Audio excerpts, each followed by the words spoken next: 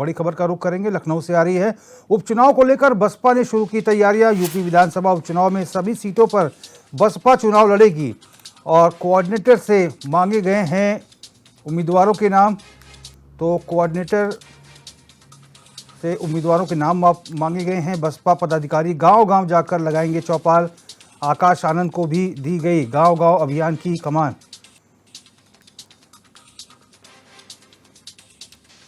तो बसपा जगह जगह चौपाल लगाएगी। आकाश आनंद को गांव-गांव जाने की अभियान दिया गया है और उपचुनाव को लेकर बसपा ने तैयारियां भी शुरू कर दी हैं। यूपी विधानसभा उपचुनाव में सभी सीटों पर बसपा इस बार ताल ठोकने वाली है। कोऑर्डिनेटर से उम्मीदवारों के नाम मांगे गए हैं।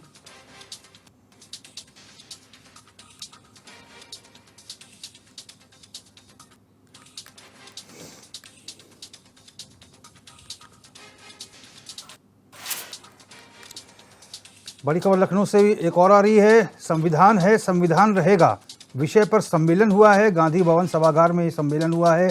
पूर्व राज्य मंत्री कौशल किशोर सम्मेलन में मौजूद रहे। संविधान पर चर्चा हुई है, विशेष चर्चा हुई है। सम्मेलन में बड़ी संख्या में लोग शामिल भी हुए हैं।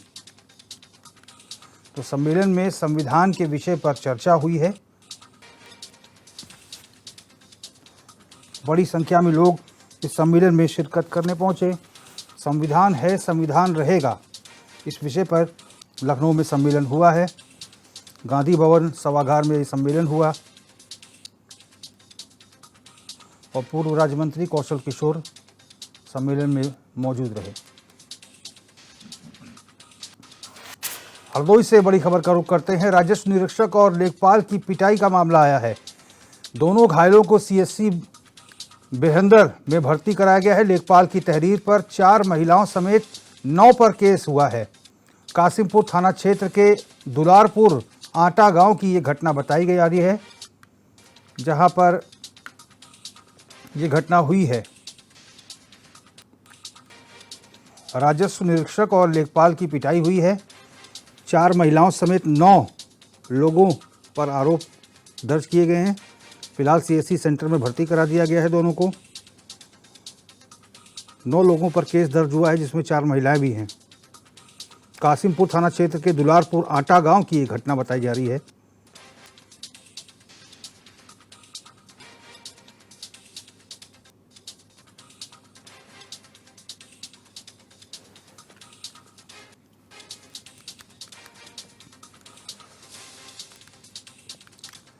बढ़ेंगे आगे। रायबरेली में अतिक्रमण हटाने पहुंची नगर पालिका की टीम को बैरंग वापस लौटना पड़ा। सदर विधायक के प्रतिनिधि ने नगर पालिका टीम को फटकार लगाई। दरअसल सड़कों के किनारे अतिक्रमण कर दुकानें बनाई गई थी, जिसको लेकर नगर पालिका की ओर से अतिक्रमण हटवाने का अल्टीमेटम दिया गया था। इसके बाद पीड़ित दुकानदारों ने एमएलए अदिति सिंह से मदद की गुहार लगाई थी, जिसके बाद अदिति सिंह के निर्देश पर उनके प्रतिनिधि ने बुलडोजर को रुकवा दिया।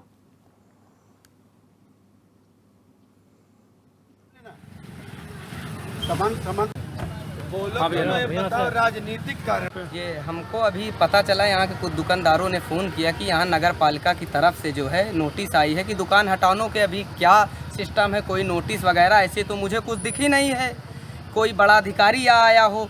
लेकिन जो वाकई में अतिक्रमण कर रखे हैं शहर की विभिन्न चौराहे, जैसे सुपरमार्केट हो गया, घंटाघर, सबसे पहले वहाँ हटाइए।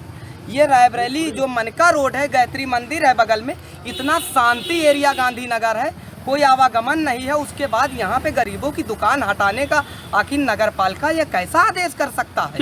ये कि परसों कल नगर पालिका से कुछ लोग आए थे और हमें दुकानें खाली करने के लिए कहा गया।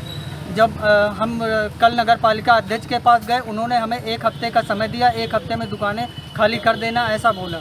मगर आज ही यहाँ पे कह रहे हैं कि आज ही अपनी दुकान खाली करो, अन्यथा बुलडोजर से गिरा दिया जाएगा। भैया मोटरसाइकिल की दुकान है जलंधर ऑटो के नाम से, और नगर पालिका अध्यक्ष जी के पास गए थे हम, और उन्होंने यही बताया कि दुकानें नहीं टूटेंगी। अब ये तोड़ रहे हैं, इसका क्या कारण है? हमारे लोगों को कोई यहाँ ट्रैफिक नहीं, कोई कुछ नहीं है, अब हम क्या बता। और असद खान हमारे संवाददाता ज़्यादा जानकारी के साथ फोन लाइन पर जुड़ गए हैं। असद, नगर पालिका की टीम अतिक्रमण हटाने गई, विधायक के बचाव के बाद ही टीम वापस लौटना पड़ा उसको, क्या है पूरा प्रकरण? बिल्कुल, देखिए अतिक्रमण की अगर बात की जाए तो रायबरेली में अतिक्रमण हर जगह पर फैला हुआ है, लेकिन कहीं ना कहीं उसमें भेदभाव करना। अब अतिक्रमण उस रोड पर आप हटा रहे हैं जिस रोड से आवागमन लोगों का निकलना बहुत ही कम है, क्योंकि वहां पर जो एक तो प्रतिष्ठित डॉक्टर हैं, 2 डॉक्टरों के वहां पर मकान है, तो उनको नहीं अच्छा लगता कि घूमते में मेरे सामने कोई दुकान चले।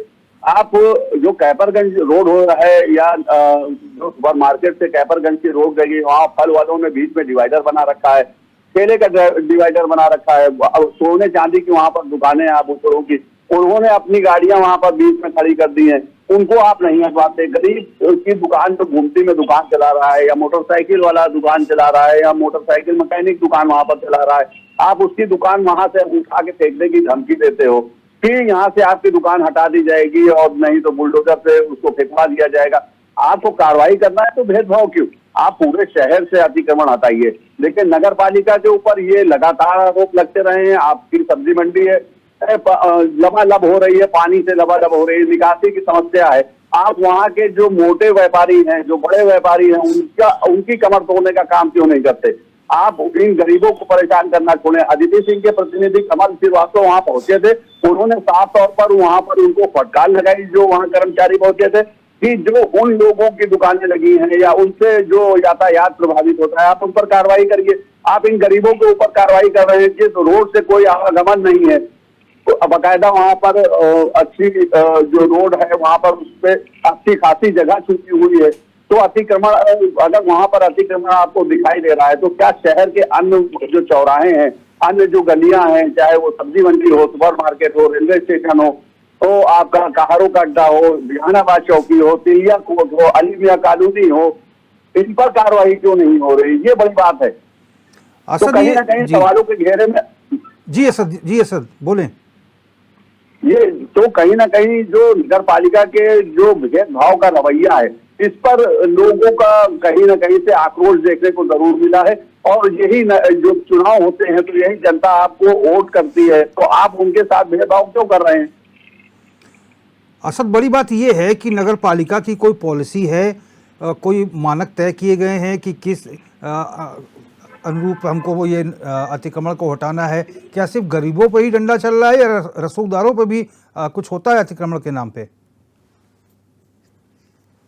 ये भेदभाव करना, जो आप भेदभाव कर रहे हो, आप बड़े दुकानदार जो वहां पर चला रहे हैं, जिनके वजह से वास्तव में वहां पर अतिक्रमण होता है और वास्तव में यातायात प्रभावित होता है, 1-1 घंटे गाड़ियां फंसी रहती हैं, उनकी दुकानें वहां पर हैं, उन्होंने बीच में गाड़ियों का डिवाइडर बना दिया है, छोटी सी जगह है, आधी दुकान उनकी बाहर खुलती है और आधी दुकान उनकी अंदर चलती है, तो रोडों पर उनके अतिक्रमण आपको क्यों नहीं दिखाई दे रहे हैं? आप उनको भी हटाइए। आप इनको अगर हटा रहे हैं तो आप उनको भी हटाइए। फिलहाल विधायक अदिति सिंह के जो प्रतिनिधि हैं कमल श्रीवास्तव, उनके वो मौके पर पहुंच गया, उन्होंने वहां पर जो कर्मचारी थे नगर पालिका के उनको फटकार लगाई है और साफ तौर पर कहा है कि मानक को आप मानक लाइए, आप सभी को एक नोटिस जारी करिए और उसके बाद उनको समय दीजिए और उस समय में आप कार्रवाई अगर करिए तो सब पर करिए, ना कि एक गरीब तबके को आप कार्रवाई के घेरे में लाते हैं और उसी के जो बड़े व्यापारी हैं उनको आप छूट देते हो। क्यों छूट देते हो? क्या वो टैक्स ज्यादा देते हैं? क्या वो उस पे जो टैक्सेस होते हैं उसको ज्यादा जमा करते हैं? तो कोई कैटेगरी अगर आपने बनाई है तो वो जनता के सामने लाइए, वो मीडिया से आप शेयर करिए। लेकिन इस तरह से अतिक्रमण करके गरीबों के आशाने पर अगर आप बुलडोजर चला रहे हैं तो इसको माननीय मुख्यमंत्री जी ने भी नियम सबके लिए बराबर होने चाहिए और कहीं ना कहीं नगर पालिका को इस बात का ध्यान रखना होगा। उधर फिरोजाबाद में अपराधियों पर अंकुश लगाने और अपराधों में कमी लाने के लिए पुलिस हाईटेक होती जा रही है, लेकिन थाने अभी भी खंडहरों में और पुराने भवनों में ही संचालित हो रहे हैं। ऐसे में शहर के बीचों बीच बने थाना दक्षिण के जर्जर भवन के ध्वस्तीकरण के साथ ही नए भवन का निर्माण होगा, जिसके लिए रविवार को भूमि पूजन किया गया। शहर के बजरिया सब्जी मंडी के पास थाना दक्षिण के नए भवन के निर्माण के लिए शहर विधायक ने भूमि पूजन किया। विधायक ने बताया कि जगह का अभाव होने के कारण इस नए थाने का प्रस्ताव पास हुआ है। इस थाने को 7.5 करोड़ की लागत से तैयार किया जाएगा।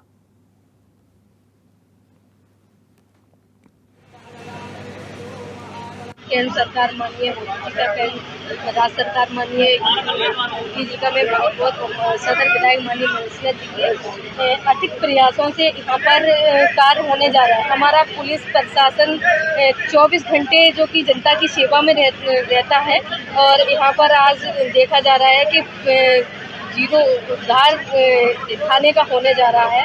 मैं सभी पुलिस प्रशासन को बहुत बहुत शुभकामनाएं, बहुत बहुत बधाई दूँ। यहाँ थाना दक्षिण का आज इस भूमि पूजन में आप सब लोग आए हुए हैं और ये जो पूरा थाना बनना है देखने कस्बे के बीच में है। इसमें यहाँ के जो अपने माननीय विधायक जी हैं, कप्तान साहब, सारी टीम उपलब्ध है, आप लोग भी हैं। तो बिल्कुल अच्छी गुणवत्ता के साथ इसको जल्द से जल्द जो इनका टाइमलाइन फिक्स किया हुआ है उसके भीतर सही समय में इसको कंप्लीट करा दिया जाएगा। आप सब लोगों का बहुत बहुत धन्यवाद। Thank you. लगभग 7.5 करोड़ से ऊपर की धनराशि माननीय मुख्यमंत्री जी योगी जी के माध्यम से फिरोजाबाद के ये बहुत पुराना प्राचीन भवन था थाना दक्षिण का और ये जर्जर था और लंबे समय से इसके ध्वस्तीकरण के बाद इसके सब प्रस्ताव पास होने के बाद भी इसका जो एक मॉडल नक्शा होता है उसमें स्थान का जितना स्थान चाहिए उतने स्थान की कमी के कारण से ये कैबिनेट में पास हुआ। यहाँ जिला प्रशासन, एसएसपी साहब, यहाँ के सब अधिकारियों ने इसमें बहुत सहयोग किया और हमें ये बात कहते हुए बड़ा संतोष का अनुभव है कि हमारे फिरोजाबाद के 3 बहुत पुराने थाने, जिसमें से एक आज थाना दक्षिण का काम शुरू हो गया है CNDS के माध्यम से। संभल के जिला संयुक्त अस्पताल में अब सिगरेट, गुटखा और तंबाकू का सेवन करने पर 200 रुपये जुर्माना लगेगा। अस्पताल के औचक निरीक्षण पर पहुंचे डीएम ने जुर्माना लगाने का आदेश दिया है।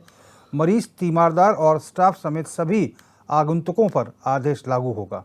वहीं जिला संयुक्त अस्पताल के निरीक्षण पर पहुंचे डीएम ने अस्पताल की व्यवस्थाओं का भी जायजा लिया।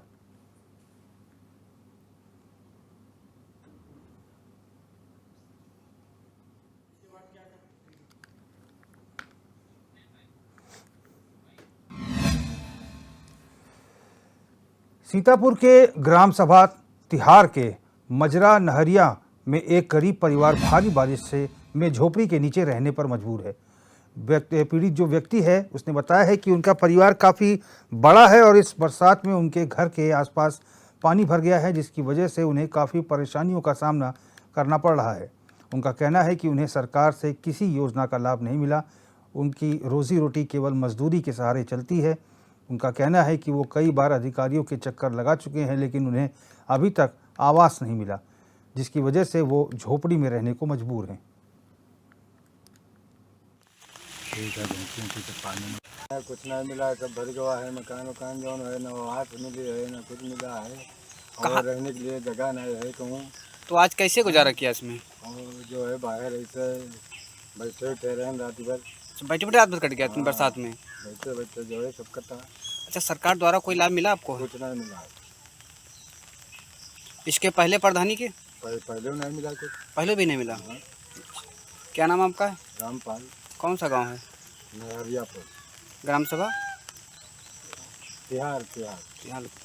अब आप क्या चाहते हो? अगर कुछ व्यवस्था मिले कि चाहिए, रहने के लिए जगह नहीं है कहूँ। इसके सिवा आपकी जगह कहीं नहीं है? कहूँ नहीं है। सीतापुर में बनाया गया सराय नदी पर नवनिर्मित पुल पहली बारिश में ही ढहने लगा है। यहाँ 2 दिनों से लगातार हो रही बारिश से शहर में बाढ़ जैसे हालात पैदा हो गए हैं। जगह जगह जलभराव की स्थिति बनी हुई है, जिससे लोगों को काफ़ी परेशानियों का सामना करना पड़ रहा है। वहीं जिला प्रशासन ने ट्रैक्टर ट्रॉली के जरिए ईंट के रोड़े डालकर गड्ढे भरने का काम शुरू कर दिया है।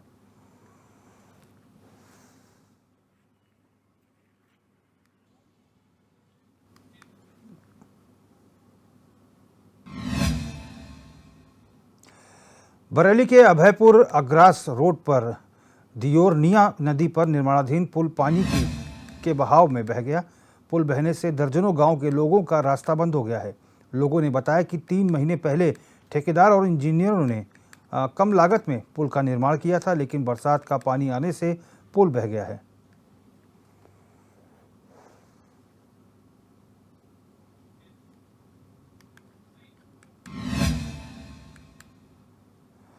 हरदोई में जलभराव की समस्या को लेकर जिलाधिकारी एक्शन मोड पर हैं। बीते दिनों हुई बारिश की वजह से जिलाधिकारी आवास, कलेक्ट्रेट परिसर समेत शहर के कई स्थानों में बरसात का पानी घुसा हुआ है, जिसकी वजह से लोगों को काफ़ी परेशानियों का सामना करना पड़ रहा है। इसी के चलते जिलाधिकारी ने छुइया ड्रेन के पास नाले का निरीक्षण किया, जहां नाले में गंदगी देखकर जिलाधिकारी ने नगरपालिका के अधिकारियों पर नाराजगी जताई। साथ ही सभी अधिकारियों को सफाई कराने के निर्देश दिए हैं।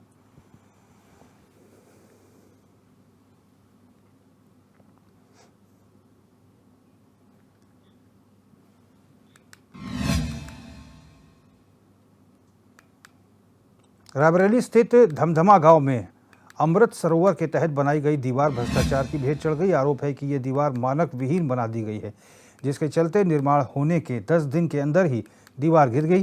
ग्रामीणों ने प्रधान और पंचायत अधिकारी पर घटिया निर्माण करने का आरोप लगाया है।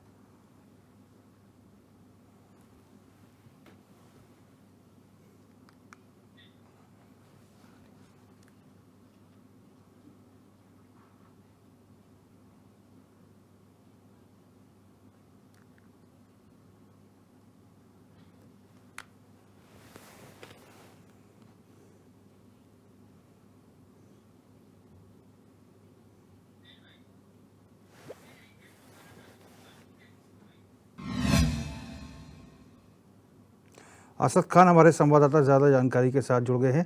असद, ये मानक विहीन जो पुल क्या दीवार बनाई गई थी, ये 10 दिन में ही ढह गई, क्या है पूरा मामला? बिल्कुल वही देखिए, रायबरेली के दीन शाह गौरा ब्लॉक के ग्राम धमधमा में जो एक अमृत सरोवर के तहत जिसमें तालाबों का शुद्धिकरण होता है, उसको लेकर दीवारें तैयार की गई थी, लेकिन कहीं ना कहीं भ्रष्टाचार की भेंट चढ़ी है और हल्की बारिश में 10 दिन के अंदर ही ये दीवार गिर गई और इस पर अब जवाबदेही देने के लिए कोई तैयार नहीं है। पंचायत सेक्रेटरी हो और चाहे वो पंचायत अधिकारी हो, उनसे बात करने की फोन पर कोशिश की गई है, क्योंकि रविवार का दिन था, उनका फोन नहीं उठा है और कहीं ना कहीं प्रधान भी इस पर कुछ भी बोलने को तैयार नहीं है। साफ तौर पर देखा जा सकता है कि दीवार जिस तरह से गिरी है तो कहीं ना कहीं वो मानक विहीन जरूर रही होगी, क्योंकि एक हल्की सी बरसात में अगर ये हाल है तो अगर लगातार बरसात होती तो जो वहाँ के निर्माण है, जो और भी निर्माण कराए गए हैं, अब उसकी भी जांच होनी चाहिए। कहीं ना कहीं पंचायत अधिकारी को इस पर फेस करना चाहिए मीडिया को और इस पर जानकारी देना चाहिए कि आखिर क्या मानक है मसाले के, किस तरह से वो दीवार तैयार कराई गई कि 10 दिन के अंदर दीवार जो है वो धराशायी हो गई। रोहित, ठीक है सर, बहुत बहुत धन्यवाद तमाम जानकारी के लिए। कानपुर के दहेली सुजानपुर वार्ड 47 के लोगों ने आज अपने पार्षद निर्देश सिंह चौहान के खिलाफ ही मोर्चा खोल दिया है। समाजसेवी के श्रीवास्तव ने बताया कि उनके क्षेत्र में रामपुरम की जनता अपने इलाके की टूटी सड़कों, नालियों और लाइट की व्यवस्था न होने से त्रस्त है। उनका कहना है कि टूटी हुई सड़कों से आए दिन राहगीर चोटिल होते हैं और स्कूल आने जाने वाले छात्र छात्राओं को परेशानियों का सामना करना पड़ता है। यहाँ तक कि क्षेत्र में लाइट की व्यवस्था भी नहीं है, जिससे रात के समय ज़्यादा परेशानी होती है। उन्होंने पार्षद को ज्ञापन सौंपते हुए जल्द से जल्द व्यवस्था दुरुस्त की जाने की मांग की है। लोग ज्ञापन लेकर आपके पास आए थे, क्या समस्या है? और हम लोग प्रदर्शन कर रहे हैं कि हमारे क्षेत्र में नाली की सुविधा नहीं है, सड़क की सुविधा नहीं है, खंभों पे लाइटें नहीं है, रात बिरात बच्चे निकल सकें, बच्चे समय से स्कूल आ सकें। अभिभावक जो भी लेके आते हो परेशान होते हैं सड़कों पर पानी भरने के कारण। आज हम लोग इसलिए धरने पे आए हुए हैं। आश्वासन मिला है, इन्होंने 1.5 महीने का टाइम दिया, हमने उनको 3 महीने का टाइम दिया कि आप 1.5 नहीं 3 महीने का टाइम लीजिए, लेकिन हमारी सड़क का निर्माण, जो भी हमारी समस्या, मूलभूत समस्याएं हैं, उसका आप काम कराइए। कानपुर के हरबंस मोहाल थाना क्षेत्र में पुलिस को बड़ी सफलता हाथ लगी है, जहां पुलिस ने फौजी के साथ टप्पेबाजी करने वाले अभियुक्त को गिरफ्तार कर लिया। पुलिस ने अभियुक्त के पास से 315 बोर का तमंचा, 2 जिंदा कारतूस, नकदी समेत कई सामान बरामद किए हैं।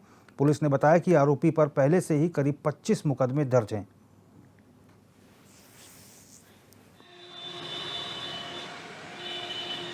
जैसा कि आपने देखा, ये जो क्रिमिनल है ये इंटर स्टेट है और इस पे 35 से ज़्यादा मुकदमे हम लोग ट्रेस कर पाए हैं, वो निकला है।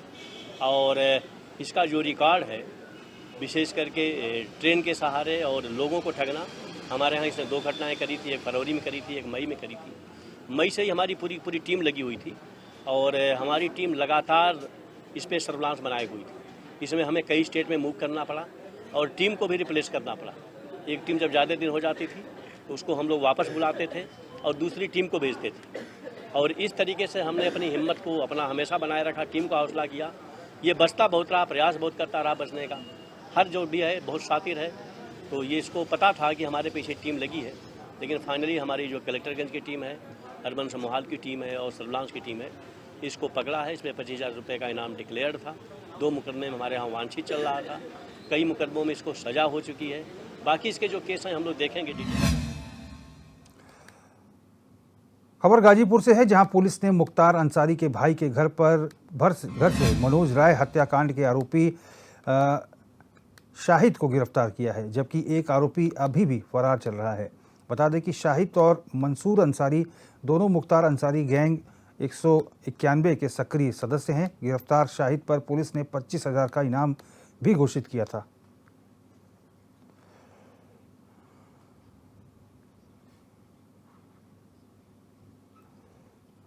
उनका जो सरना मुख्तार अंसारी जो मृतक है उसके गैंग मेंबर्स के खिलाफ लिखा गया था, उसी के प्रमुख सहयोगी था। पुलिस द्वारा माननीय न्यायालय द्वारा जो निर्गत प्रोसेस है उसके अनुपालन के लिए निरंतर प्रयास किया जा रहा था। आज ये जानकारी मिली कि वो एक हाइड आउट में छुपा हुआ है मोहम्मदाबाद में। जब वहाँ पे पुलिस टीम ने दबिश दी तो वो वहाँ मिला, उसे नियमानुसार गिरफ्तार किया गया। उससे जब पूछताछ की गई तो उसके द्वारा जो हाइड आउट था वो मंसूर अंसारी जो मुख्तार अंसारी का कज़िन है और उसका प्रमुख सहयोगी रहा है सदैव से, उसके विरुद्ध पूर्व में भी बेनामी संपत्तियों के संबंध में जो गैंगस्टर एक्ट में कार्रवाई हो चुकी थी, उसी के द्वारा उसे पनाह दी गई थी। और उसके द्वारा ये भी बताया गया है कि शेष 2 अन्य लोग जो हैं उनको भी उसने छुपाने में मदद की है तथा उसके पास जो अपने वाहनों से ही ये इसे इधर उधर, क्योंकि कोर्ट ने करीब 1.5 कानपुर के महाराजपुर थाना क्षेत्र में बीती 29 मई को हुई डकैती की वारदात का पुलिस ने खुलासा किया है। मुखबिर की सूचना पर पुलिस ने 3 अभियुक्तों को गिरफ्तार किया, जिनके कब्जे से 40 टन सरिया बरामद हुआ है। बताया गया कि पकड़े गए अभियुक्तों पर पहले से ही कई मुकदमे दर्ज हैं। 29 जून की रात में महाराजपुर थाना क्षेत्र में एक निर्माणाधीन प्लाट पे डकैती पड़ी। जो वहाँ पे सरिया रखा हुआ था वो सरिया को लूटा गया, चोरी हुई वहाँ पे सरिये को ले जा करके, जिसमें जो वहाँ पे गार्ड था उसको बंधक बना लिया गया। और इसकी जब सूचना मालनी में मिली तो पहले पीआरवी गई, फिर थाना प्रभारी गए, चौकी इंचार्ज गए, हमारे एसीपी गए, मेरे द्वारा भी इसका विजिट किया गया। इस पूरे घटनाक्रम को पुलिस कमिश्नर सर ने और हमारे येलो सर ने बहुत गंभीरता से लिया और बार बार सीपी साहब ने इसको वर्कआउट करने के लिए बार बार टीमें लगाई। इस पूरे केस का वर्कआउट हुआ, पूरा का पूरा माल बरामद हुआ है, इसमें पैसा बरामद हुआ है। 3 अभियुक्त पकड़े गए हैं, जिसमें तीनों शातिर हैं और उन्होंने पहले भी अपराध किया है।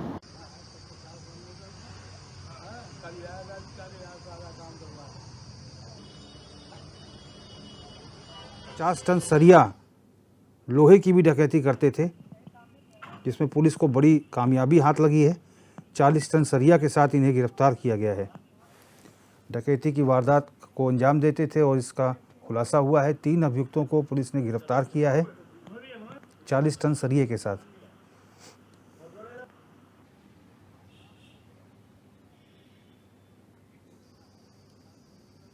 और काफ़ी दिन से पुलिस को सूचनाएं मिल रही थी डकैती की, जिसके बाद पुलिस ने बड़ी कार्रवाई करते हुए इन तीनों को गिरफ्तार किया है।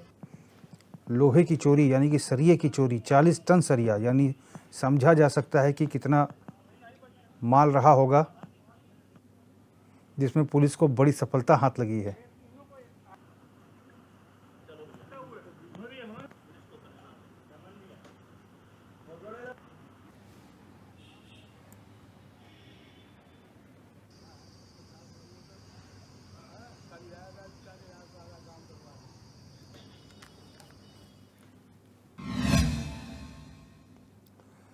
अपना दल कमेरावादी के तत्वावधान में प्रदेशव्यापी आंदोलन के तहत लखनऊ में भी पार्टी कार्यकर्ताओं ने धरना प्रदर्शन किया।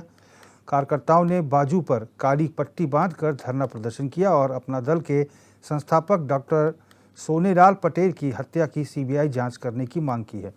विधायक सिराथू डॉक्टर पल्लवी पटेल ने कहा कि सोनेलाल पटेल के नाम पर उनके परिवार का एक हिस्सा 10 साल से राजनीति कर सत्ता की मलाई खा रहा है, लेकिन एक बार भी उन्होंने हत्या की जांच करने के लिए एक पत्र तक भारत सरकार को नहीं लिखा।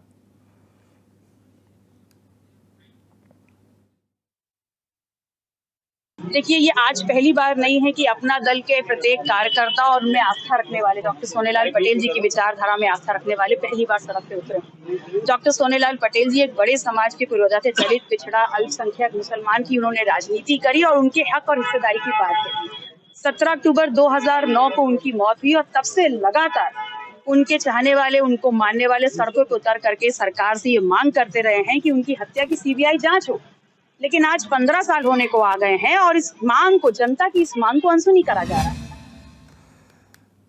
नेपाल के पहाड़ों पर लगातार हो रही बारिश से श्रावस्ती जिले के लिए मुसीबत बन गई है। नेपाल से पानी आने से तराई में राप्ती नदी उफान पर है। राप्ती नदी खतरे के निशान से 180 सेंटीमीटर ऊपर पहुंच गई है। वहीं राप्ती नदी से सटे गांव में बाढ़ का पानी घुस चुका है। जमुनहा और भिनगा तहसील के 2 दर्जन से ज़्यादा गांव में बाढ़ का पानी भर गया है। वहीं जिला प्रशासन लगातार बाढ़ग्रस्त इलाकों में नज़र बनाए हुए है। ये घटना कल रात्रि 7 जुलाई की है। इसमें जमुना तहसील के टोटनपुरवा गजोदरी ग्राम के अंतर्गत 11 लोग थे जो राप्ती नदी के किनारे फंस गए थे। दोनों तरफ से नदी की धाराएं प्रवाहित हो रही थी, जिसमें वो लोग फंसे हुए थे और निकल नहीं पा रहे थे। इसमें 8 बजे सूचना प्राप्त होने के बाद तत्काल पुलिस प्रशासन ने मिलकर पीएसी की टीम के साथ रेस्क्यू ऑपरेशन चलाया। लगभग 8 घंटे ये ऑपरेशन चला, जिसमें पीएसी की टीम ने उनको सुरक्षित वहां से जो है निकाला। पहाड़ों पर हो रही लगातार बारिश ने श्रावस्ती में तूफान मचा के रख दिया है। आप पीछे मेरे तस्वीरें देख सकते हैं, ये श्रावस्ती की तस्वीरें हैं। पहाड़ी नाले से जो बारिश हुआ है, ये श्रावस्ती में राप्ती नदी उफान पर है और राप्ती नदी के उफान पर होने से लगभग 2 दर्जन गाँव में बाढ़ का पानी बढ़ चुका है और तमाम सारे लोग परेशान हो चुके हैं। श्रावस्ती में लगातार जो अधिकारी हैं जो यहाँ मौजूद हैं और निगरानी बना के रखे हुए हैं। लगातार लोग परेशानी का लोगों को सामना उठाना पड़ रहा है। हर गाँव में लोग परेशान हो चुके हैं। तमाम सारे अधिकारी जो है वो मौके पर मुआवना कर रहे हैं। नियम लगातार नजरें बना रखे हैं। इस समय अभी तक जो राप्ती का अपडेट है वो खतरे के निशान से लगभग 180 सेंटीमीटर ऊपर बह रही है राप्ती और तमाम सारे जो गांव हैं राप्ती से सटे हुए, राप्ती का पानी भर जाने से लोग त्राहिमाम जम रहे हैं और लगातार श्रावस्ती के जो जिला प्रशासन है वो मौके का मुआयना कर रही है और प्रशासनिक अमला इस पर लगातार नजर बनाए हुए है। अब देखने वाली बात होगी कि राप्ती का पानी कब थमता है और कब लोग इस परेशानी से निजात पाते हैं। अतुल पांडे, HN